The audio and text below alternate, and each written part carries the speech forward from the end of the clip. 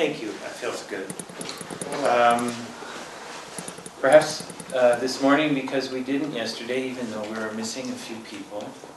Well, Dan wants to do introductions a little bit later in the day, so we'll do that. But it would be nice, I really think, to come together in a circle. And I think we can circle the chairs here, circle the wagons, so to speak. Just kind of come around this part here, and that'd be a nice way to connect this morning. So our gratitude for each and every one of you for being here this weekend, certainly for Dan and Valerie for coming all this way. Many of you have traveled far and wide to be here and done what you needed to make this weekend something special. Thank you. Gratitude to all that you bring with you, your personal guides, your personal angels, and all the wisdom and knowledge that you bring. And that's felt in the circle now, and it's shared, because that's what this is about. Making what we are and who we are shareable. So, this we do, and this we bring. This is our intent into the circle this morning. So let it be. So, very gently and slowly, as you open your hands now, without breaking the energy of the connection, holding the connection to everyone else while you bring your hands to your heart.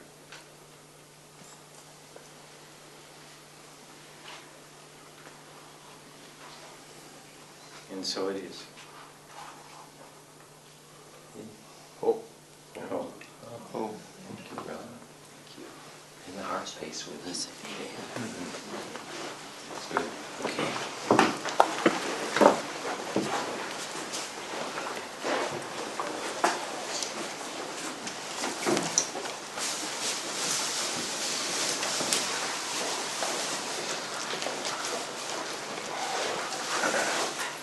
Okay, so I think we will call that our caduceus breath for the morning. We've done it. We're fused. It's good. So the first order of business, usually in these seminars, and I think should be here, is questions, thoughts, feedbacks, comments, dreams, anything from yesterday, anything that you want to talk about this morning. We'll take a few moments. Late morning or sometime this afternoon, we're going to do another circle and actually introduce each other.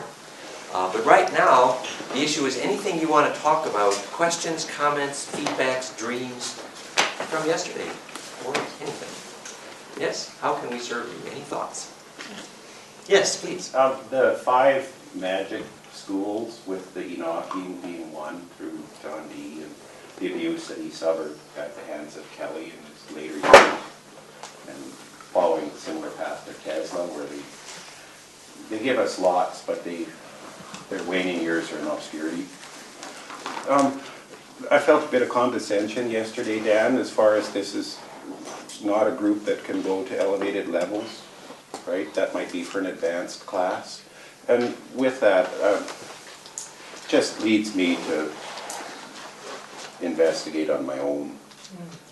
Well, I really... what would be in the upper levels? I'm deeply interested, for example, in the end of John Dee's life and the advanced aspects of that. And please, I really didn't intend any conversation. I know you didn't. I know you didn't, Dan. But there just physically wasn't time to go into the advanced Enochian thing very much. We could perhaps still in this weekend do a bit of that. In fact, today there's a certain point in the Winged Dragon story. So we're open to thoughts and questions on the advanced Enochian Thane and John Dee story.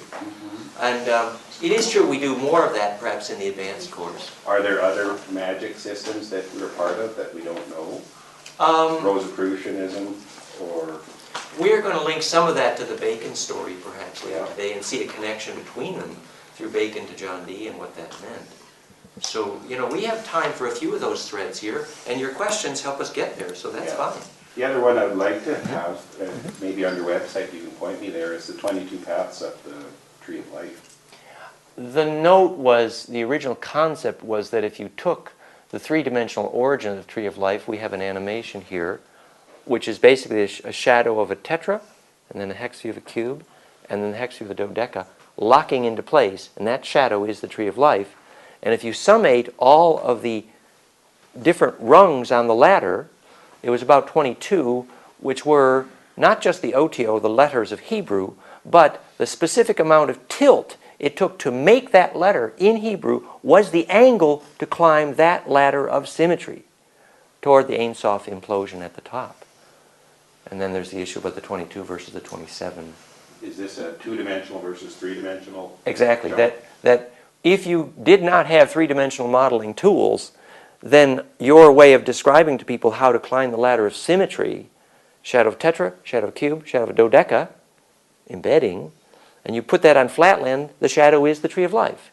So obviously the instruction was about the symmetry of toward implosion. We should, I suppose, dig out the animation here, but yes. So it's wonderful that you've been studying these things and bringing this up. That's great. I put a couple of crystals underneath your Star Mother kit on the table there. Oh, I see, And yes. one is named Chiron and the other is named Sedna. So your last name is Winter. It's the winter of our discontents. No. It's the calm from which we come from. No, that's nice. Well, thank you. So we will respect their aura. Thank you. That's great. Great. The website with the three-dimensional animation on Tree of Life is soulinvitation.com/Tree of Life, you could guess. And the website with the Ophanim Enochian, soulinvitation.com/Orion, if people want those mentioned. And here would be the, see if we, oops, I guess we're going to need power on this baby. So the idea was in ancient times, the profound spiritual evolution that comes from increasing the number of axes of symmetry of charge in your aura, tetrahedral fire breath, tetra is on the bottom. Tetra is in the cube next. And then the dodecahedron is on top. And that's exactly how you shadow the three platonics to make the Tree of Life. So if you wanted to teach people how to climb a ladder of symmetry by increased axis of charge rotation in their aura, you would use that model, unless you happen to have the tools to teach it in 3 dimensions, And do the 22 which we now do. rungs or roots represent the amino acids? If we dovetail that into the elementary or the periodic table of the elements? See if this will, oh, the animation's not playing, that's not good. But you can see it here, actually. It might want to keep some. There's an animation just underneath. Oh, thank you, thank you. Now that you found it for me. You're good. Thank you, thank you. Okay. So here, and in the original animation we had a Hebrew letter on the rungs, and you can see that indeed that would be an angular distance. So to climb from a tetrahedron into a cube, and then from a cube into a dodecahedron, the ability to make that transition requires knowing the tilt angle in 3D. And each letter of Hebrew is nothing more or less than a tilt angle in 3D. And so if you summate the number of rungs on this ladder to 22, and then that's the concept that this is a map to climbing a ladder of symmetry toward the Ein Sof charge radiant implosive embedding. And we spent a lot of time on this yesterday going from cube to dodec. Exactly. Thank you. Perfect. Yes. That's the point. As far as representing the codons of DNA, I'm not sure. No, that's the 64, but the 22 amino acids. Ah, that's a neat thought. I Yes. haven't gone through that. That's fascinating. Building blocks. But Fascinating. those 22 paths represent almost any you can think of. I mean, that's the whole idea of the Tree of Life. You can map it into evolution, you can map it into math. You can They map might it into- represent any metaphor you can dream of, but I don't think they represent everything you think of.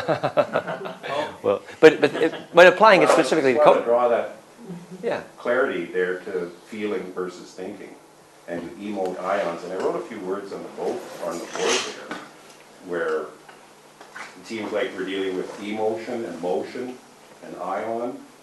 And there's others, prefixes you can add to that. But Motion. the etymology of what you were doing yesterday is fascinating, right? And that's how we trace our genealogical roots. And that's, like, I feel that you've spent a tremendous amount of time in Sumerian, and what we have to transition to is Gaelic.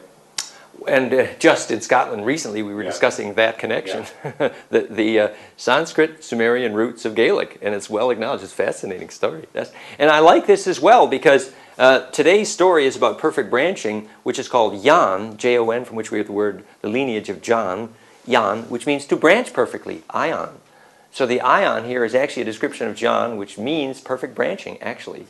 To enter the possibility of perfect branching, Jan, John, is actually what the shun of emotion and locomotion. So that's very nice. Thank you. That's very nice. So when you're talking there about Gaelic, do you bring in any of the more Germanic languages, say, such as Old English? I don't know. We were looking at the book by Boudet, who was the brains behind Saunière in southern France, the Holy Grail, and in Boudet's work on the origin of Celtic and is the origin of the languages of the UK, and he was describing, for example, Anglo-Saxon, and he said, and remember, this is the guy that discovered the geometry of Rennes-le-Château that became Holy Blood, Holy Grail, and the star maps of the Gaelic, which is today's subject. It's cool, and there's the origin of the Celtic language.